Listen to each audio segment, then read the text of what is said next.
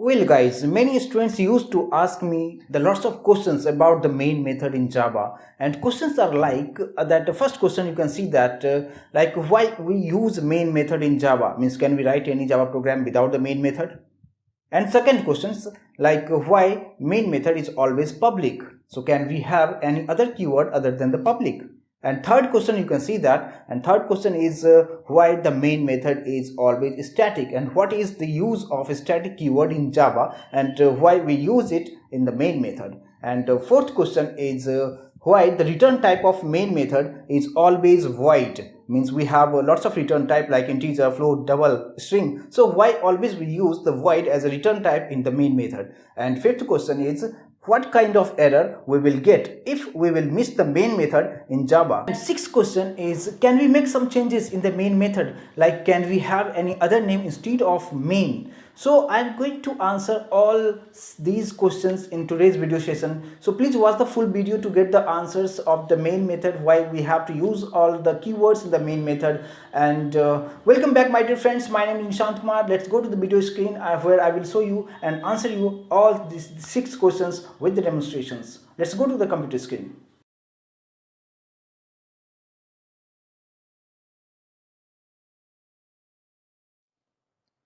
Now I have come to my computer screen, as you can see that, and here I am going to use the Eclipse IDE for the Java coding. And here I have just created one class, and class name is test, and this is the main method, and inside this main method I am going to print the hello world.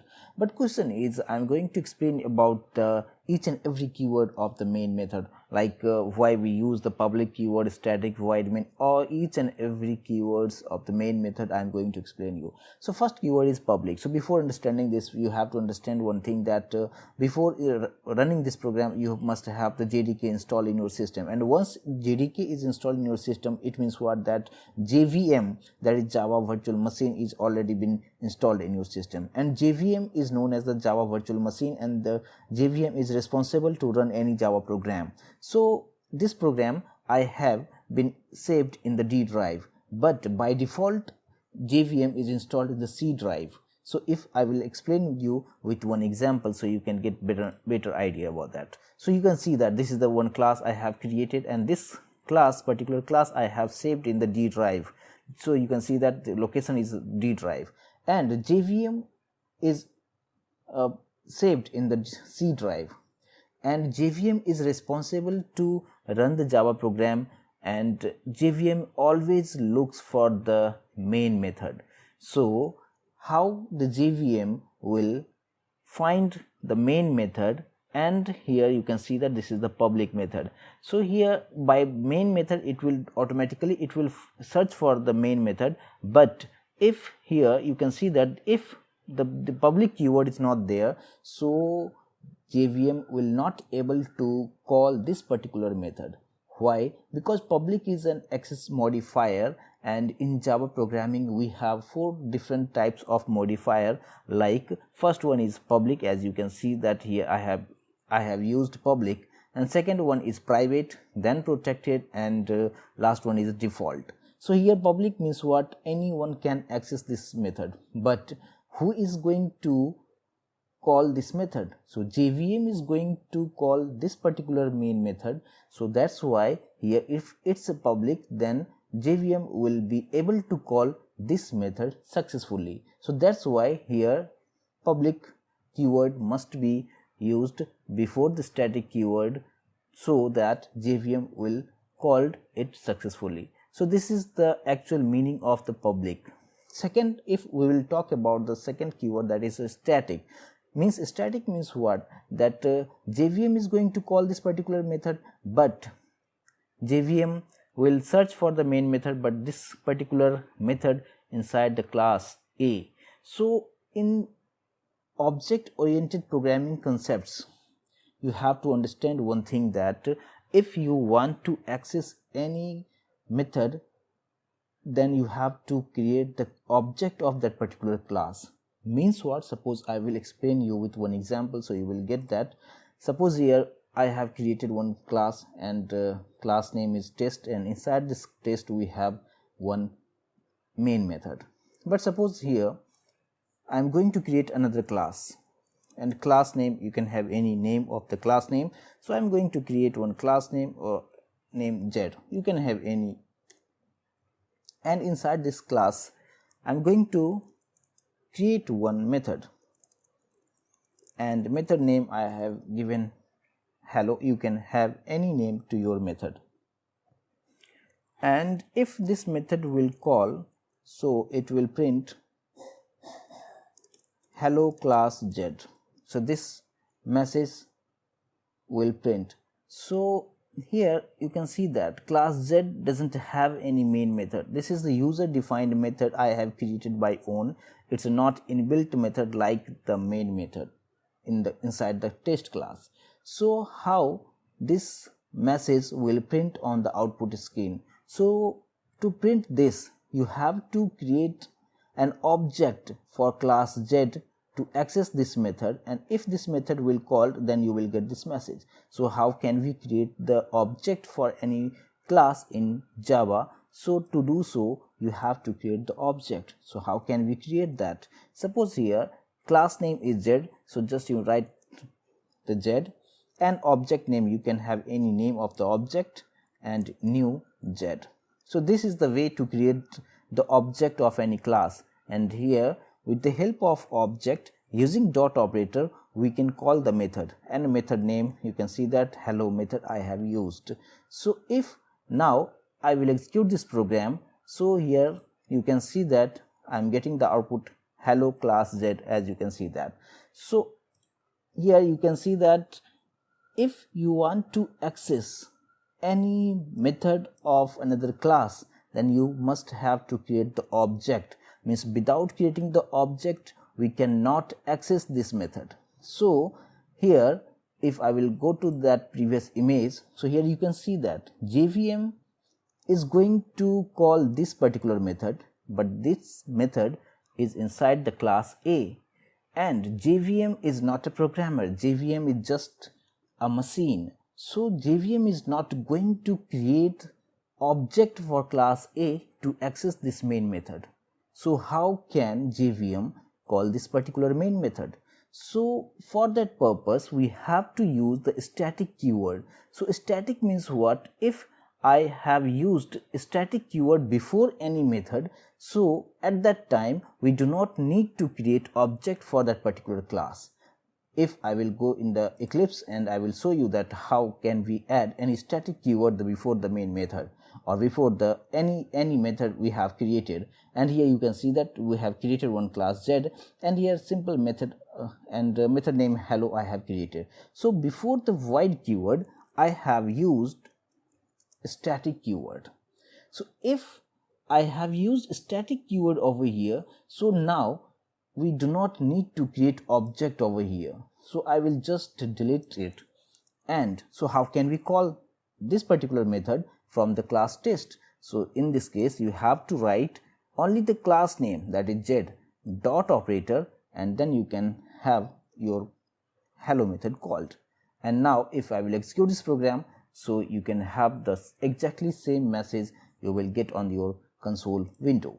So this is the concept of a static keyword, means without creating object, if you want to access any method of a particular class, then you have to directly, you can write the class name and using dot operator you can call the method. So static means exactly same concepts over here, that if any method is static, so JVM is not going to create the class object and directly you can access the main method. So this is the meaning of second keyword, that is a static keyword. Third one is void. Void means what? That it doesn't return any value. Means what? Void is a return type. Means we have lots of return types like integer, float, double, character, string.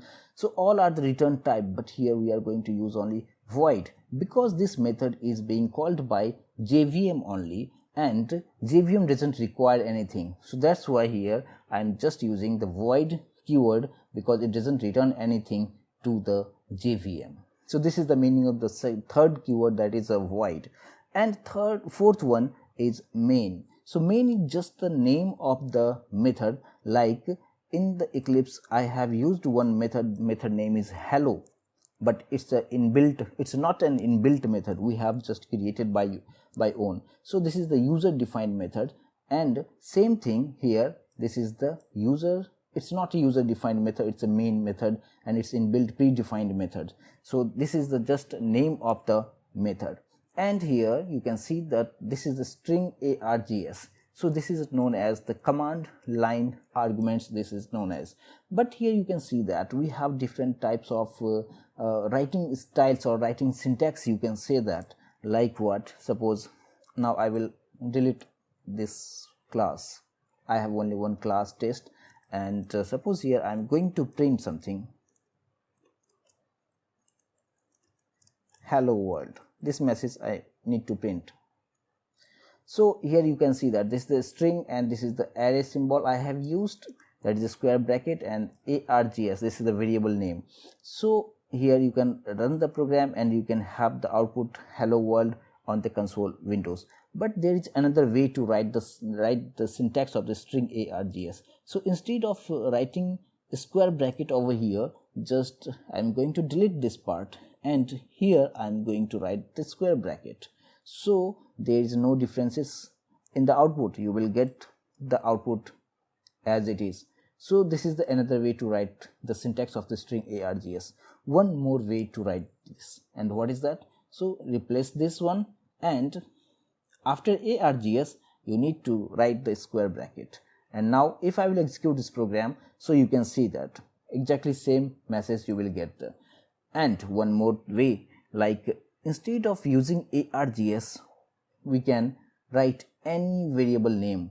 Like what? Suppose here I have written something x, you can have any variable name, and if I will run this program successfully, it will run and it will be giving the output hello world.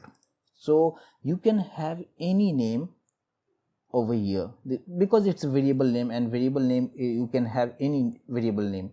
And one more way to write the string args, and what is that? So here I am deleting this square bracket, and after string without taking any space, here you need to write 3 times dot and then variable name.